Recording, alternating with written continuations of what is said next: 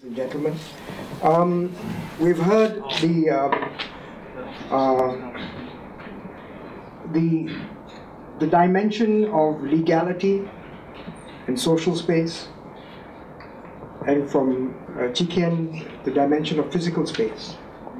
What I'll try and elaborate for you is this idea of culture, the cultural space that is implicated in this incident that happened on December the 8th last year. I refer to culture here specifically as the kind of practices, beliefs, values, systems of living which defines a human being, anyone. And furthermore, I define culture never as just involving a single person. It's not about individuality. It's about the place that the individual has in a group. Whether that group is imagined or real, there is a sense that you share a set of values and beliefs with a group. Now, there's no doubt in my mind that what happened on December the 8th shattered a way of life in this region around Racecourse Road. And it shattered a way of life because I think we live in a society which is incapable of coming to terms when reality erupts in our midst. There was an eruption of reality, and we have been unable to cope with this eruption in our midst. I was in Berlin when the event happened in Singapore, and I wrote 3 blogs, and I would like to read from these because they serve the purpose of defining what I think the impact on culture will be in this region that has been now termed the special zone. I fear the responses and the reactions to what happened at Racecourse Road last night will be far, far worse for the social fabric and the body politic of Singapore than the incident itself. As appalling as violence always is, it will be worse if we cannot bring to bear the light of reason and seek the truth about what happened. Our leaders are singularly inept for the task, and the truth is the last thing on the minds of our journalists, both mainstream and for the most part, those writing online. The worst thing would be that we move faster and further away from freedom and constitutional liberty than we already are as a country. This would be the ultimate tragedy of what happened at Racecourse Road last night. I refused then, and I still refuse, to call it a riot because I respect the mandate of the COI, which is supposed to tell us what happened. But clearly, in the enactment of this law, in the reactions of our leaders, the truth is not significant. As I understand it, Racecourse Road had to happen. For too long, we have been living off the cream of what is all but in name a regime of slavery. We wanted our houses, our highways and railways, our homes and streets cleaned, our streets, our trees pruned, and our gardens flowering. But it was beneath us to really know the men who did all this work. The only people who cared were the few volunteers of the NGOs which had dedicated themselves to the cause of menial and domestic foreign workers. Most were working in conditions of modern slavery.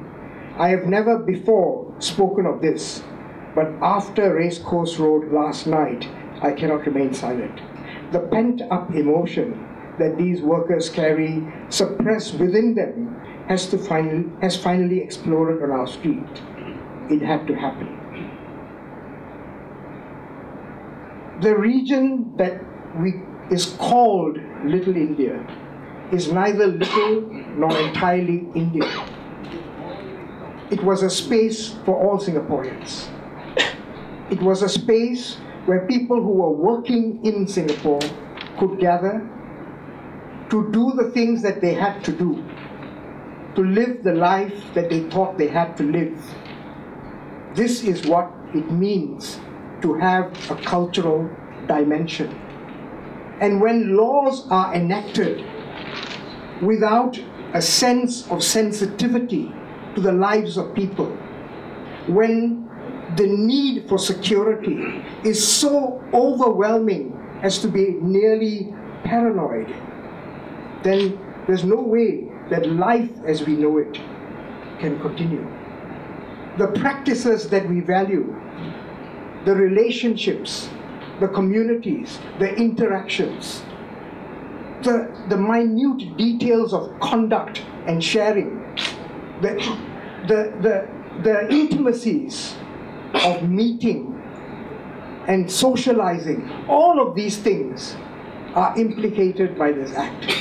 All of these things are implicated by the fear of a lack of security that we think is going to befall us as a people. There was one incident, and it seems to me by all indications that the incident was tragic and unfortunate. There was an accident. Emotions were raised, and there was a fracas. But alcohol, to assume that alcohol is the principal and primary reason for this, even if that is true, would never mandate an act like the one that we are going to have be passed in Parliament. Why is it that this particular region where alcohol is consumed is problematic? Alcohol is consumed all over Singapore. Walk down Clarke Quay, walk down Orchard Road. People drink. There are arguments, there are brawls. And any one of this is potentially explosive. Any one of this is potentially liable to have the kind of responses that we had in the Racecourse Road incident. So are we going to blanket the nation with such laws? We won't do it. Why? Because there is an assumption of a kind of culture which is preferred and an assumption of a kind of culture which should be denied. The workers in Little India, the people in this region called Little India, have a kind of culture which is not valorized in Singapore. It's a kind of culture which a particular elite does not want to support. This is the problem. It is not a respect for culture. This is a question of class. It's a question of saying that some people in certain classes can drink. And we can allow some people in certain classes living in certain places to drink. But other people in some places cannot drink. They won't be able to hold the liquor. And therefore it becomes a security problem. It's not a security problem. It's a problem of arrogance. It's a problem of a small minority, an elite minority, choosing to impose its values on people it thinks are incapable of conducting themselves properly. This is the kind of arrogance, the kind of moralizing behavior which is not good for anyone in Singapore, whether you are a foreign worker or a Singaporean. My greatest fear is that we will stop thinking about what needs to be done. My greatest fear is that we will stop trying to understand what happened at Racecourse Road on December the 8th. My greatest fear is that we will lose respect for the way in which local communities build culture, the way local communities construct culture. If I may choose the term bricolage, I don't know if you've heard of it.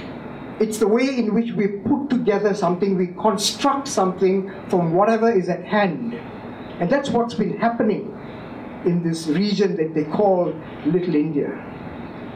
People who don't live there, people who do live there, people who shop there, people who walk through there, people who want to spend time there, as in any other part in Singapore, have constructed a particular culture with a particular character, with a particular color. And they were able to do it because they were free to do so. They were able to do it because they wanted to do so. And for the most part, they were able to do it because they were decent, law-respecting human beings who needed to have a life like anyone else. This law that's going to be passed in Parliament will destroy that. And with it, it will destroy any possibility of us being secure anywhere in Singapore. This is not about Little India.